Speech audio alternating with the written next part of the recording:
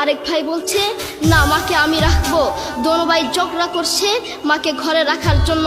এরপর এক ভাই মাকে নিয়ে চলে যাচ্ছে, আরেক ভাই মাটিতে গড়া দিতে দিতে অবস্থা খারাপ।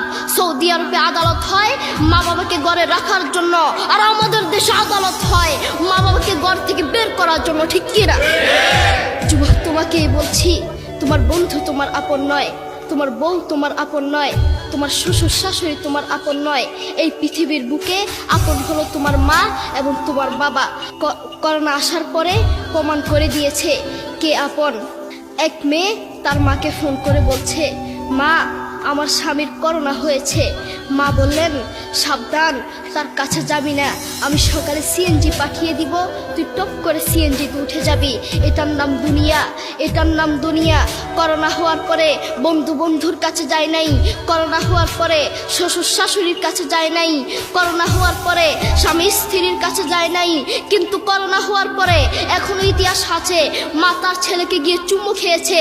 করোনা হওয়ার পরে এখনো ইতিহাস আছে বাবা তার ছেলেকে কাঁধে নিয়ে হাসপাতালে গিয়েছে, ঠিক কিনা? যুবক, তুমি তোমার মাকে কিছু মনে করছো না। তোমার মাকে তুমি ঘর থেকে বের করছো।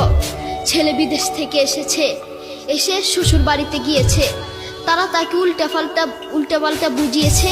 এখন বাড়িতে এসে সে বলছে, মা তুমি আমার টাকায় খাও, আমার ঘরে থাকো, আবার আমার বউকে পিটাও।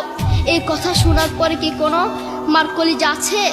মা বাথরুমে গিয়ে আধা ঘন্টা কাঁদতে লাগলেন, কেঁদে অজু করে নামাজে দাঁড়ালেন।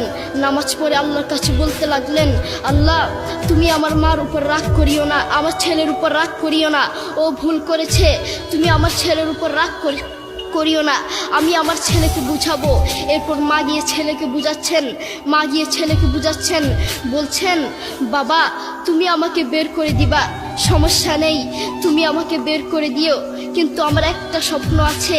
ছেলে বললেন কি স্বপ্ন বলেন? মা বললেন তুমি বাজারে গিয়ে একটা পাকা আম নিয়ে আসবা, এসে তোমার বুকের উপর রাখবা, সকালে উঠে ওটা আমি খাবো। এরপর ছেলে বললেন আচ্ছা ঠিক আছে।